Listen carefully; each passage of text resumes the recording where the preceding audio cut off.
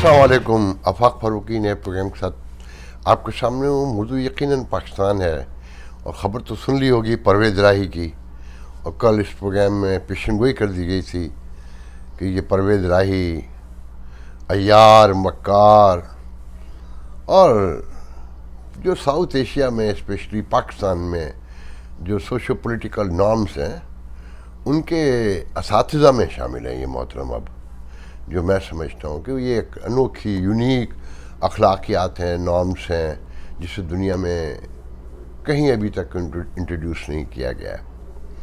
तो वो किसी ने इंटरनेट पे लिखा कि परवेज़ इलाही वो दुल्हन है जो ऐन निकाह के वक्त भाग जाती है।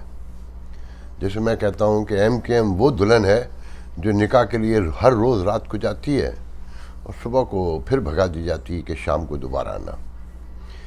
तो ये दुल्हन जो है बारात मंगवा लेती है और पतली गली से खिड़की से कूद के निकल जाती है। आप इस पार्टी को देखें, छोटी सी नन्ही सी पार्टी है और इस पर कोई कवानीन किसी इलेक्शन कमीशन के और किसी सोशो पॉलिटिकल मतलब किसी किस्म की अखलाकियात का कोई नफाज होता ही नहीं है कि ये आधी पार्टी पंजाब में हुकूमत का हिस्सा है, अपोजिशन की हुकूमत का, और वफाक में दूसरी पार्टी का हिस्सा है, और अपोजिशन में भी है, हुकूमत में भी है, और इलेक्शन कमीशन खामोश बैठा देख रहा है कि भाई कोई एक दुरुस्त होगा इनमें से, कोई एक गलत होगा, मगर नहीं, क्योंकि मफादात का खेल है। और यहाँ कानून, इंसाफ, मसावात वो इमरान खान जो कहते हैं वो सिर्फ गरीबों के लिए है, ख़ास के अपने लिए भी ये नहीं है। और ये लड़ाई कहाँ तक जाएगी इसका तो आपने परवेज़ इलाही की गुफ्तगू से अंदाज़ा लगा लिया होगा, जो उनके अपने ट्रोलर चैनल पे चला है कि जनाब इमरान खान और उनकी पार्टी औकात से निकल गए हैं। मैंने याद होगा कल कहा था यहाँ कि प्रेस कॉन्फ्रेंस के हवाले थे कि परवेज़ इलाही का चूहे का जैसा मुंह निकला हुआ था। तो वो अब उन्होंने खुद इजहार कर दिया ना, बता दिया ना कि जी मेरे बराबर में बैठ के भाजपा को बुरा कह रहे थे, जिन्होंने इनको बनाया इनकी पार्टी के भी मोहसिन है और हमारे भी मोहसिन हैं, उन्होंने बड़े काम किए और फैज़ उन्हें अंदर करना चाहते थे। मतलब आप ज़रा अंदाज़ा लगाएं कि एक सीनियर सीजन पॉलिटिशियन कह रहा है ISI के एक साबिक चीफ को कि ये हमें अंदर करना चाहता था, और फिर वो बता रहा है कि जी ये प्राइम मिनिस्टर जिसकी गोदी में वो बैठे हुए हैं ये हमें अंदर करवाना चाहता था, और मेरे बेटे को तो ये वज़ीर भी नहीं बनाना चाहते थे। और फिर नवाज शरीफ की तारीफ़ें कि शहबाज शरीफ से बेहतर है, आपने सुना होगा। और फिर खान साहब का राइट हमें बयान आ गया कि बाजवा ने मेरी हुकूमत गिराई और बाजवा ने ये किया, बाजवा ने नहीं किया, क्योंकि परवेज़ इलाही ने कहा था ना कि आप परवेज़ इलाही के ख़िलाफ़ अगर आप बाजवा के ख़िलाफ़ आप बात की तो मैं ही नहीं मेरी सारी पार्टी भी बोलेगी। तो खान साहब ने मरे पे 100 धड़े, क्या करते हैं इसके अलावा कुछ कोई रास्ता भी नहीं है ना। तो जवाब और खान साहब ने ज़िद भी करनी होती है। खान साहब कोई पॉलिटिशियन तो है नहीं, वो तो सिर्फ दूसरों से लड़ने के लिए, जलील करने के लिए लाकर उनको बिठाया गया था। तो उन्होंने जवाबन फौरी कार्रवाई कर डाली। तो अब देखना यह है कि वो साफ बता चुके हैं, जब पूछा गया कि 23 को फ्राइडे को असेंबली टूटेगी, उनका भी तो 5 दिन पड़े हैं।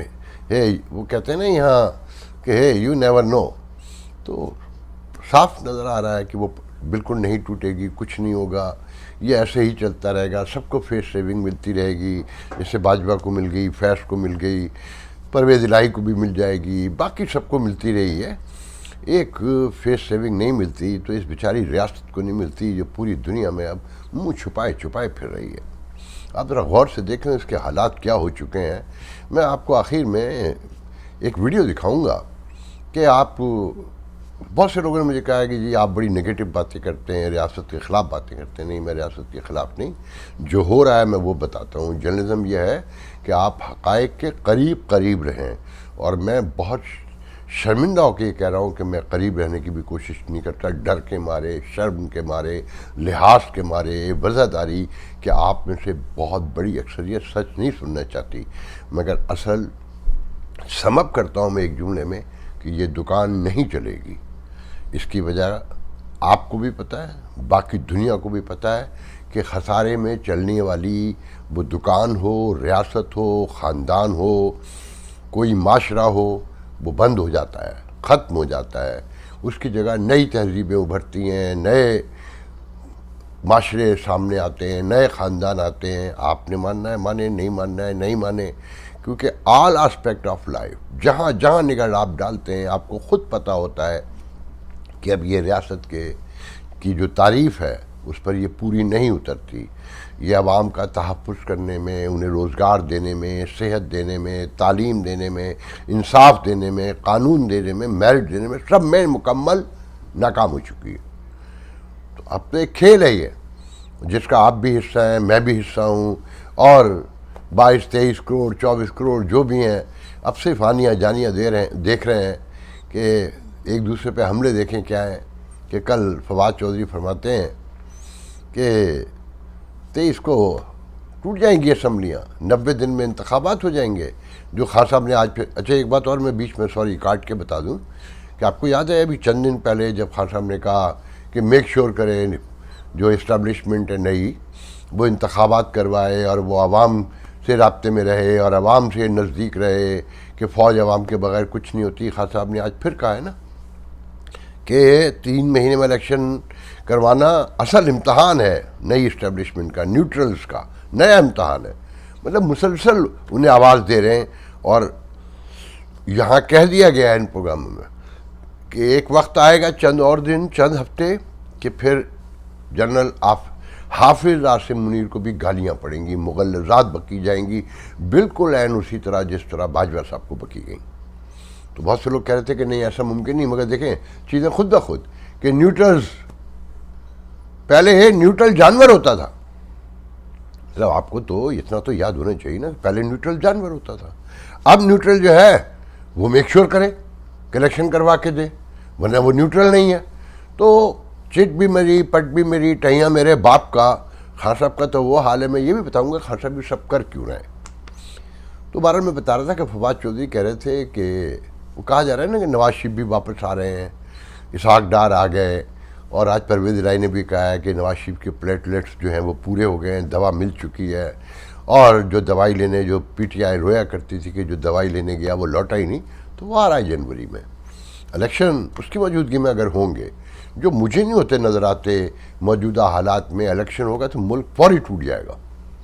جو کشیدگی کا عالم ہے، جب تک یہ ساری سیاسی جماعتیں باہم بیٹھیں گی نہیں، ایک دوسرے معاملات طے نہیں ہوں گے، تو ایک لیول پہ جا کے یہ طے نہیں ہو جاتا کہ کہاں تک جانا ہے، کہاں رک جانا ہے، کہاں کھڑے رہنا ہے، کہاں بیٹھ جانا ہے. اس سے پہلے انتخابات ہوئے تو یہ ضد میں اپنے وہ کہتے ہیں نا کہ بابا ساڈا اتنے رہے گا، اس میں یہ ریاست فوری ٹوٹ جائے گی جو آلریڈی بکھری ہوئی ہے. تو مجھے انتخابات ہوتے نظر آتے. بہرحال اس حوالے سے فواد چودھری کہہ رہے تھے کہ مسلم لیگ کے اسحاق ڈار آ گئے، عابد شیر علی آ گئے، اور بہت سے لوگ آ گئے، نواز شریف بھی آ جائیں گے کہ یہ تو ایک منگولوں کا دستہ ہے جس کا کام جو یہ منگولوں سے انسپائرڈ ہے کہ باہر جاتے ہیں لوٹنا، انہوں نے لوٹنا ہوتا ہے، بیرونی حملہ جس طرح منگول کرتے تھے، اور لوٹ کے لے جانا ہوتا ہے. تو یہ اقتدار کرنے آتے ہیں. اچھا اس میں کوئی دو رائے نہیں ہے. یہ معاملات ایسے ہی ہیں کہ یہاں کا پورا حکمران طبقہ جس میں بیوروکریسی بھی شامل ہے اور فوجی ایرسٹوکریسی بھی جسے کہنا چاہیے شامل ہے، جو جنرلز ہیں، میں ایون بریگیڈیئر تک کہوں گا. اب تو خیر کرنلوں کے بچے بھی یہیں رہتے ہیں، پڑھتے ہیں، اور جہاں دیکھیں لوٹ مار کا موقع جسے ملا اس کے بچے باہر رہتے ہیں. اس کا اصل اب گھر امریکہ، کینیڈا، یورپ، آسٹریلیا ہے، جہاں موقع لگ جائے. پاکستان میں کوئی نہیں رہنا چاہتا، کسی بھی طرح نہیں رہنا چاہتا. تو ان حالات میں اپنی زندگی کے بارے میں فیصلہ کریں اب کیسے رہیں. کراچی سے لے کے اسلام آباد تک دیکھیں نا کہ کہیں سڑک پہ این ای ڈی کا بچہ مارا جاتا ہے، چائے پیتے ہوئے ڈاکو آ جاتے ہیں، پھر دکھائے جا رہے ہیں ڈاکو دکھائے جا رہے ہیں کہ جی وہ سمیں بیچ رہے ہیں جعلی، اور مختلف ٹیلی فون فلانا آپ دیکھ رہے ہیں نا. تو ان سے پوچھتے ہیں کیوں یہ کیوں کر رہے ہو، تو وہ کہتے ہیں حالات کی وجہ سے. ان بچوں کی عمریں دیکھی ہیں جو سلیم صافی کے جرگے کے پروگرام میں، جو کہ سب سے پہلے تو انتہائی غیر انسانی رویہ ہے. مطلب سویلائزڈ ممکن نہیں ہے کہ جو انڈر ٹرائل ملزم ہو آپ ان کے انٹرویو لیں، ان سے اعتراف جرم کروائیں. یہ کسی مہذب معاشرے میں ممکن نہیں ہے. اور پاکستانی میڈیا یہ کنٹینیو ایک عرصے دراز سے کرتا چلا جا رہا ہے. تو بہرحال ان کی گفتگو یہ تھی کہ جی مجبوری ہے، حالات ہیں، لازمی بات ہے، روٹی کھانی ہے، 120 روپے 130 روپے کلو آٹا ہے، اور آگے کوئی امید بھی نہیں ہے، روزگار بھی نہیں ہے. پوری فیصل آباد کی لومز بند ہو گئیں، پورے ملک میں شٹر ڈاؤن ہے آلموسٹ. گیس ہے نہیں، بجلی ہے نہیں، پانی ہے نہیں، ایک تو کوہرام مچا ہوا ہے. آپ ذرا نوٹ تو کریں. اور سیاستدانوں کی آنیاں جانیاں نہیں رک رہی ہیں. انہیں الیکشن چاہیے، انہیں اقتدار چاہیے. تو میں یہ تھوڑا سا بتا دوں کہ خان صاحب یہ کیوں کر رہے ہیں، اتنا اشتعال کیوں ہے. خان صاحب کی نفسیات کو ذہن میں رکھیں. ساری عمر عیش کیا، کبھی کسی نے نہ نہیں کی، کبھی کسی نے انہیں کام کو نہیں کہا، کبھی کسی نے سرتابی نہیں کی کہ ان پر کوئی نگاہ اوچھی بھی ڈال سکے. تو پھر خان صاحب کو جس طرح ناز نخروں سے پال پوش کر اقتدار دیا گیا. اچھا پھر خان صاحب نے بھی ایک چیز پہ کمپرومائز کر لیا تھا.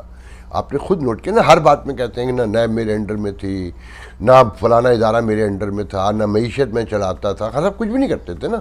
اور وہ اس دور میں بھی اقرار کرتے جاتے تھے کہ مجھے تو بیوی سے پتہ چلا کہ ڈالر کی قیمت پتہ چل گئی ہے، فلانی چیز مجھے ٹی وی سے پتہ چلی، فلانی چیز مجھے کیبنٹ میں آ کے پتہ چلی. تو خان صاحب کو خود تو کچھ نہیں پتہ ہوتا تھا. پرنسپل سیکریٹری جو اعظم تھا وہ تو انہیں کچھ پتہ نہیں چلنے دیتا تھا. وہ سب کچھ وہی مینیج کر رہا ہوتا تھا. آدھی پی ٹی آئی اسی نے ناراض کی، اور وہ اصل وزیر اعظم تھا، اور وہی باجوہ سے ڈیل کرتا تھا. تو خان صاحب اصل میں کہنا نہیں چاہتے ہیں کہ یار آپ نے مجھے بھی نکال دیا، آپ ہر آدمی کو نکال دیتے ہیں. میں تو کونے میں بیٹھا صرف دہی کھا رہا تھا.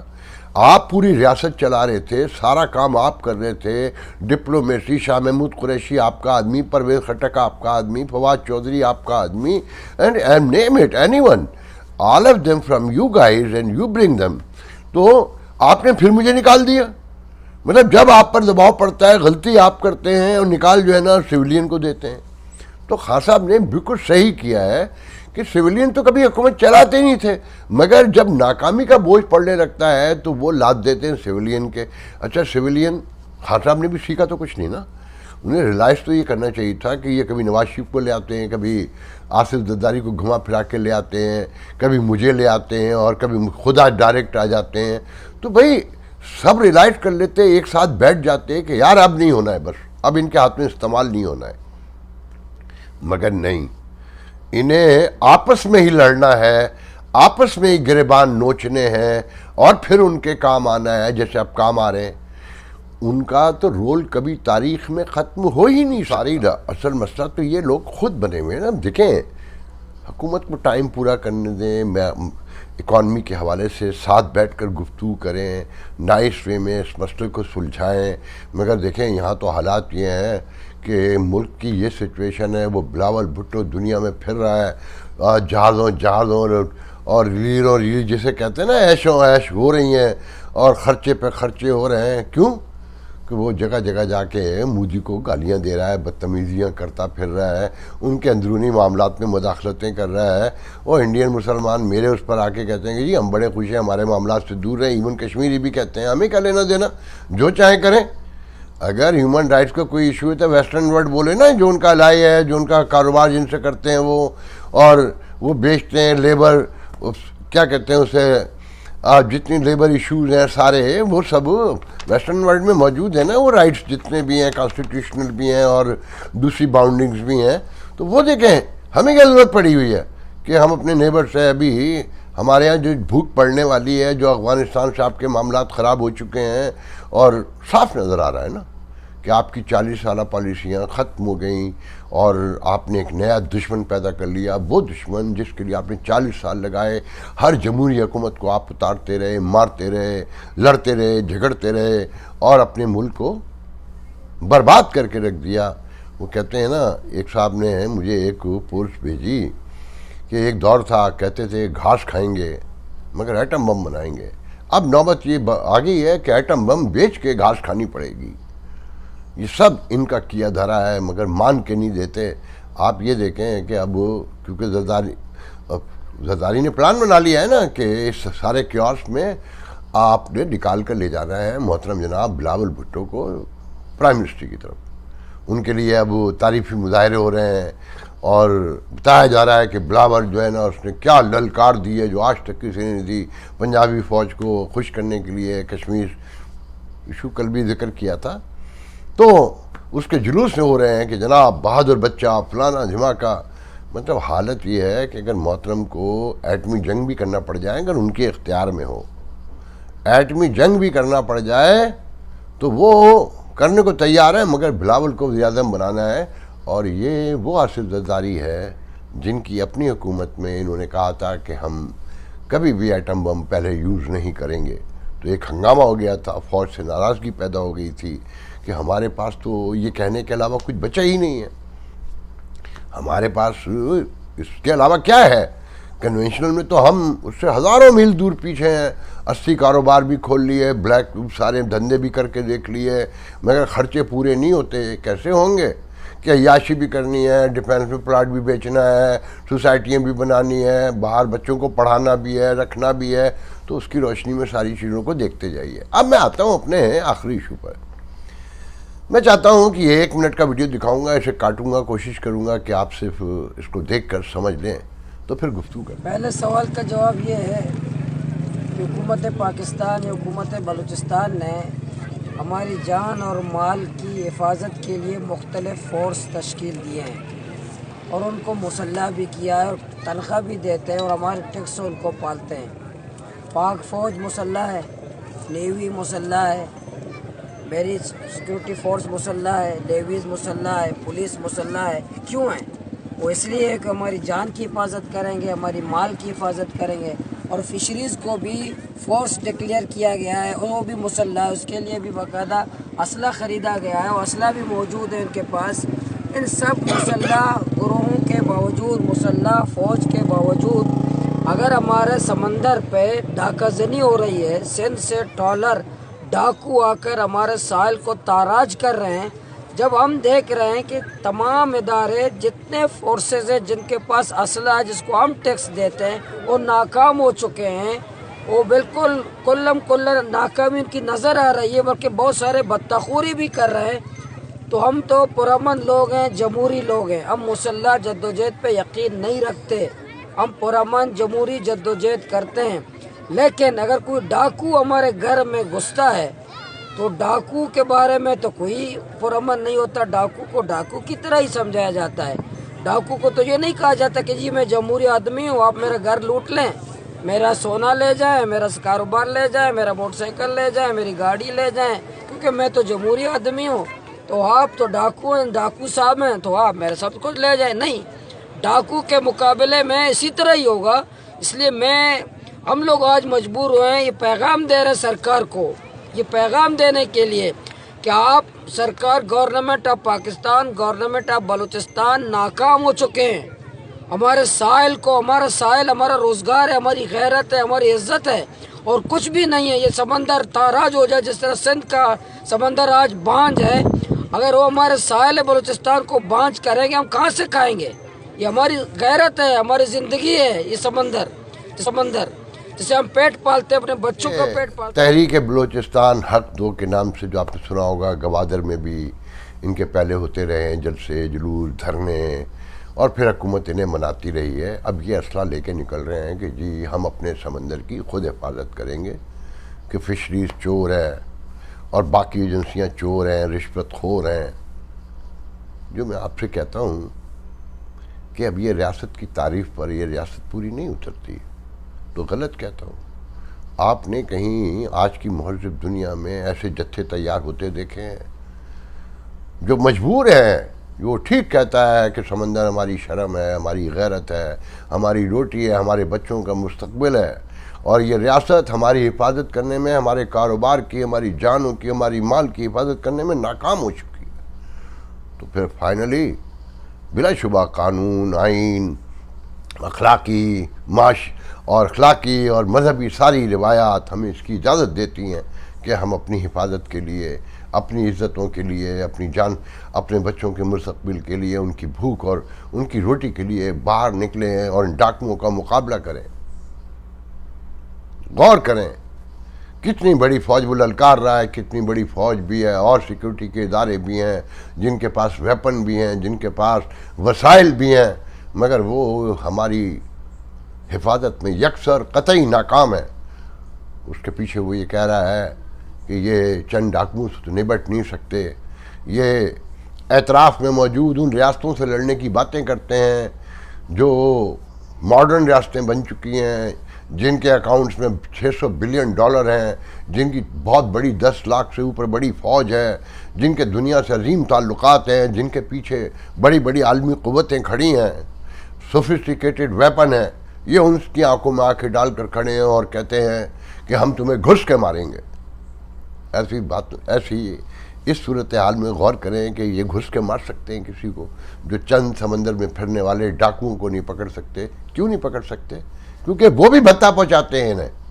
آپ نے سن لیا نا، زندگی کے ہر شعبے کو لوٹ رہے ہیں، یہ کھا رہے ہیں یہ، اور آپ چپ چاپ پڑے ہیں، گردن نڑائے ہوئے پڑے ہیں، اور ایسے پڑے ہیں کہ بس. آپ نے ابھی دیکھا وہ متحدہ کا جلسہ، خالد مقبول صدیقی کیا فرما رہے تھے کہ ہم نے پہلے بھی اتنے بڑے بڑے جلسے کیے، اب بھی کیے. اس میں کوئی کام کی بات سنی انہوں نے کہ مہاجروں نے پاکستان کی حفاظت کی، انہوں نے بنایا، اب بھی وہی حفاظت کریں گے. کیسے کریں گے؟ کچھ بتایا آپ کو؟